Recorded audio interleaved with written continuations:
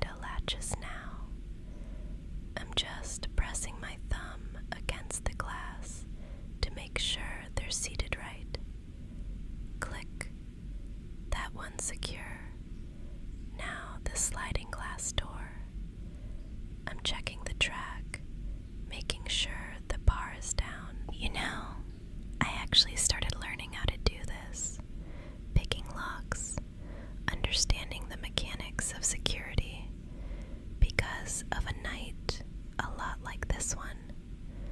I was much younger, and a friend of mine was going through a really hard time. They'd locked themselves away, physically and emotionally, and I realized then that the most terrifying feeling in the world is being on the outside of a door when someone you care about is hurting on the inside. I promised myself I'd never be stuck behind a piece of metal again. I wanted to always be able to reach the people I love, no matter what stood in the way. It's a bit of a superpower, being able to turn a barrier into an invitation. I'm checking the deadbolt on the kitchen door now. Do you hear that? That deep, resonant thunk as the bolt slides into the strike plate. Most people don't realize that the lock is only as good as the metal it sits in. A standard deadbolt is fine, but a high security strike plate with long screws that go right into the wall studs, that's what really keeps the world out. It's a very specific sound, isn't it? A thunk of pure safety. It means the perimeter is solid. I'm just going to head toward the back of the apartment now, checking the bedroom windows and the bathroom vent. I'll be right back. Just keep that blanket tight around you and try to slow your breathing down. I'm making sure every entrance is sealed tight. Every latch is biting, so you can finally let that tension out of your chest. You're not alone anymore. Everything is locked up tight, and I'm right here, moving through the shadows for you. Just rest your head back. I'm almost done. There. Everything is sealed. The windows are latched. The back door is bolted. And the world is officially locked outside. You can breathe now. Let me sit down here next to you, just for a minute. Is that okay? Good. I'm just going to sink into the cushion right beside you. There. My shoulder is resting against yours. Can you feel that? I'm still a bit warm from the work. My hands are actually glowing with heat from the friction of the tools and the movement. May I just want to brush this hair away from your forehead. Your skin is still a little cool, but you're warming up under this blanket. Let me just reach down and take your wrist for a second. I'm just checking your pulse, seeing if that racing heart of yours has finally decided to settle down. I can feel it beneath my thumb. It's slowing, steady, a calm, rhythmic beat, like a clock ticking in a quiet room. You're doing so well. Just keep matching your breath to mine, deep and slow. You know, in my line of work, everyone is so worried about the external locks. They want the strongest steel, the most complex tumblers, the thing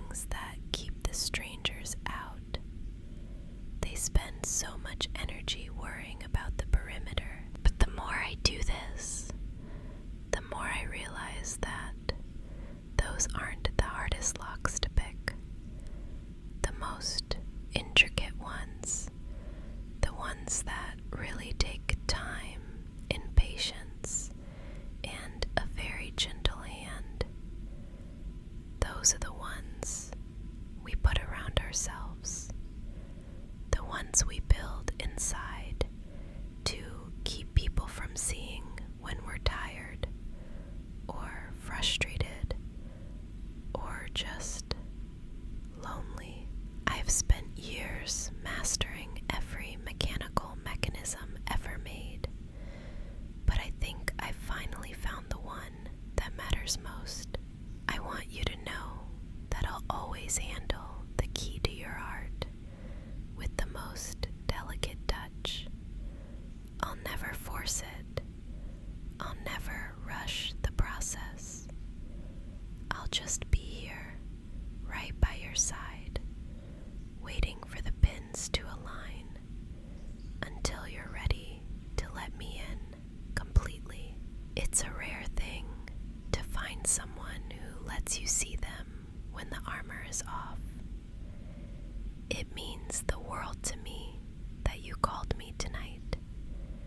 Out of everyone in your life, you reached for your phone and found my name at 2 a.m. Being the person you trust when you're at your most vulnerable, that's worth more to me than any professional success. It makes me feel like I'm exactly where I'm supposed to be, right here, guarding your peace while you finally let go. You're starting to lean into me a little more now. That's it. Just let your weight shift. You don't have to hold yourself upright anymore. You don't have to be the one in charge of the keys or the doors or the safety of this place. I've taken over all of those responsibilities for the night. The house is secure, the perimeter is solid, and I've got you. Let's just stay like this for a while, in the quiet, while the rest of the world sleeps. Just you and me, tucked away where no one can reach us. Your eyes are getting so heavy now, aren't they? I can see your lashes fluttering, trying so hard to stay awake, but you don't have to fight it anymore. It's okay to let go. Just listen to the world outside. The soft, rhythmic patter of the rain against the glass, like 1,000 tiny fingers tapping a lullaby just for you. And inside, everything is so still. Even the low, steady hum of the refrigerator feels like it's part of the silence, a constant, grounding vibration that tells you everything is exactly where it should be. You're safe. You're warm. You're finally home. Before you drift off completely, I want you to try something with me. Close your eyes all the way. Imagine a small, heavy iron chest sitting right in front of you. This is where we're going to put everything from today. Every bit of frustration from being locked out. Every cold shiver you felt in the dark. Every lingering worry about work or tomorrow. Pick them up one by one and place them inside that chest. Feel how heavy they were to carry, and notice how much lighter you feel as you set them down. Now I'm handing you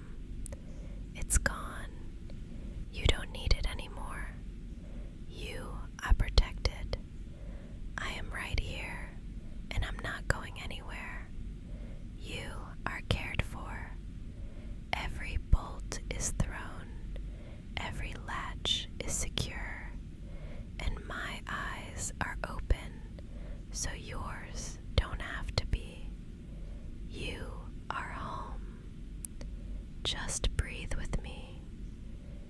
In and out. You're doing so well. You're so safe. You're so loved. Just let the darkness feel like a soft velvet blanket wrapping around your mind.